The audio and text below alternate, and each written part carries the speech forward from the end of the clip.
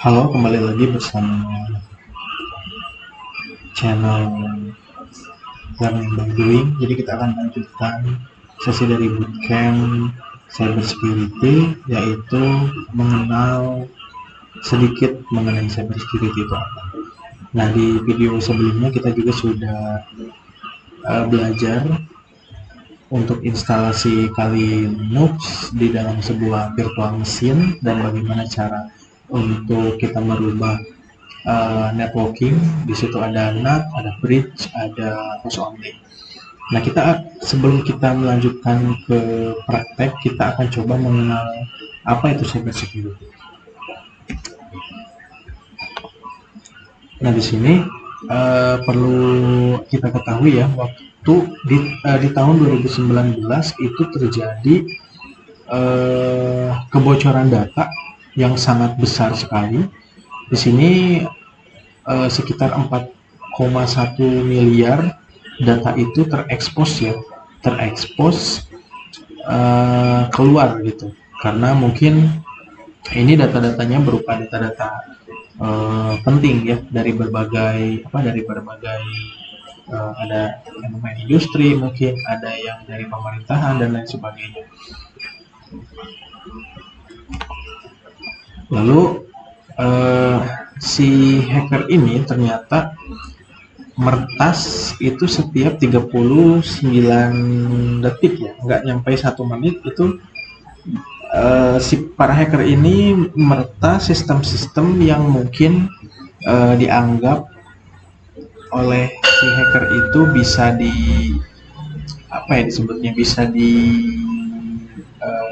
ambil datanya dan mungkin nanti bisa dimanfaatkan seperti itu.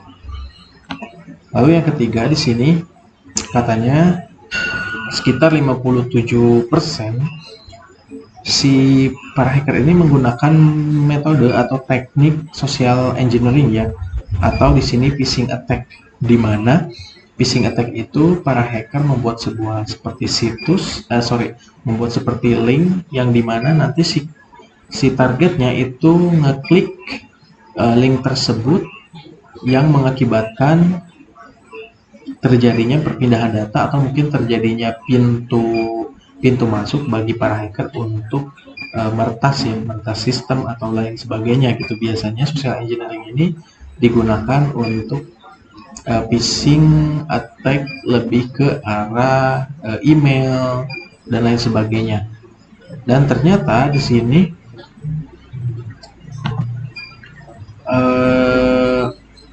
katanya sekitar 6,54 million dollar itu katanya terjadi di dalam industri kesehatan ya, industri kesehatan, di mana si industri kesehatan atau rumah sakit ini mengalami kerugian sebesar ini.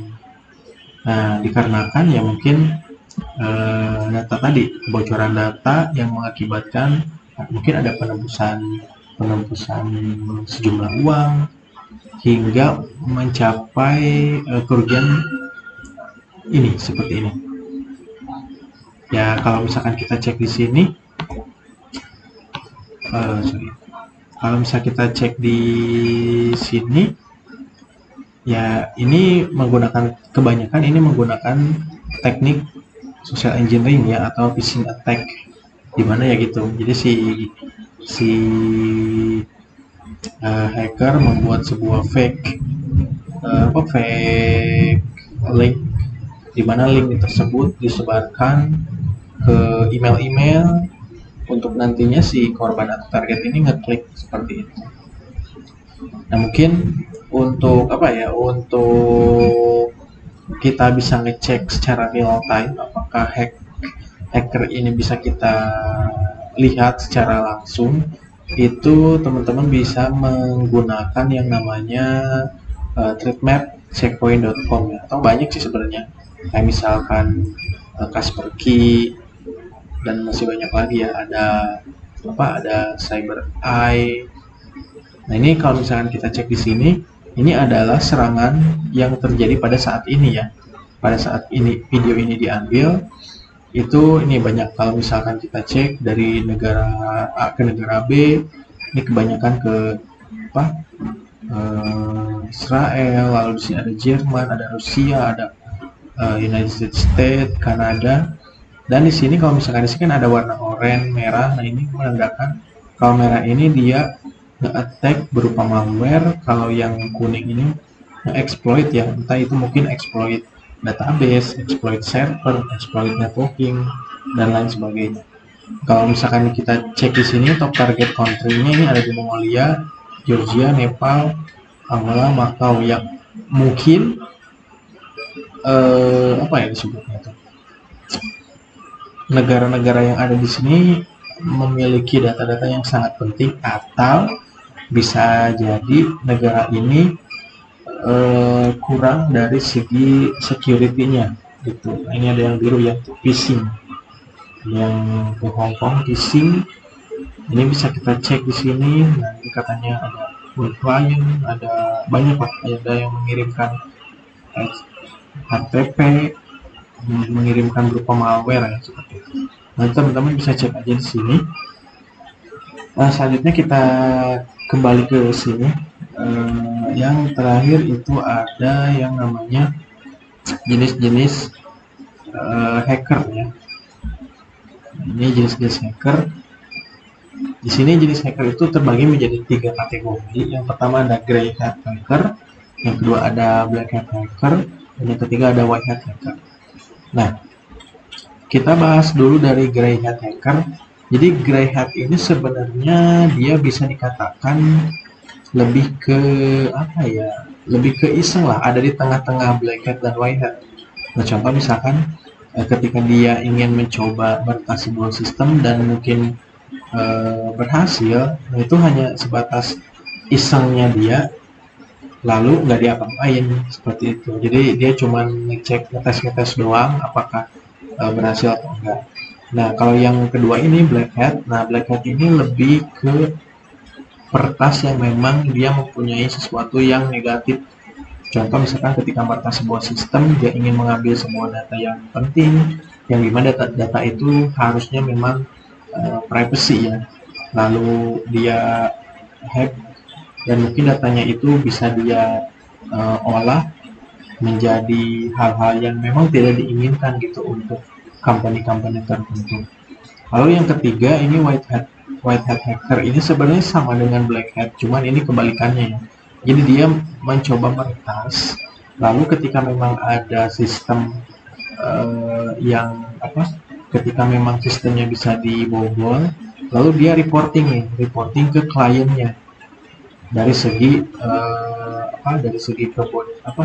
dari segi mana yang memang bisa diretas, dari segi port, mungkin dari segi database-nya. Nah, nanti si white hat ini pun ngasih tahu nih cara mengatasinya itu seperti apa. Nah, itu jadi untuk jenis-jenis hacker dikategorikan menjadi 3 ya, ada grey hat, black hat, dan white hat. Nah, mungkin teman-teman di sini mungkin bisa jadi white hat hacker ya, karena mungkin ini juga adalah sebuah job di mana ini banyak sekali dipakai di industri-industri terkait gitu, karena dia disebutnya, dia kerjanya ya penetration testing, nanti kalau misalkan ada kelemahan dia reporting, dan mungkin dapat cuan juga dari situ. Nah, untuk black hat sih biasanya, kalau black hat ini ya memang kalau di Indonesia itu kan ada undang-undang ITE-nya ya, kalau misalkan memang mencoba melakukan sesuatu yang negatif di bidang digital, itu ada undang-undangnya dan memang ada sanksinya gitu. Mudah-mudahan teman-teman nggak menjadi black hat hacker nih. Jadi kita akan mencoba menjadi white hat hacker juga. Nah, sebenarnya ini di bootcamp ini pun nanti kita akan belajar sama-sama bagaimana caranya meretas sebuah sistem, bagaimana caranya kita menambal supaya tidak bisa diretas, bagaimana caranya kita reporting, bagaimana caranya kita apa ya disebutnya tuh, menjadi penetration tester yang baik dan benar itu seperti apa. Nanti di video berikutnya kita akan coba ke penetration testing. Nah, untuk video kali ini saya cukupkan dulu. Mudah-mudahan ada manfaatnya. Kita lanjutkan di video berikutnya. See you next time and thank you.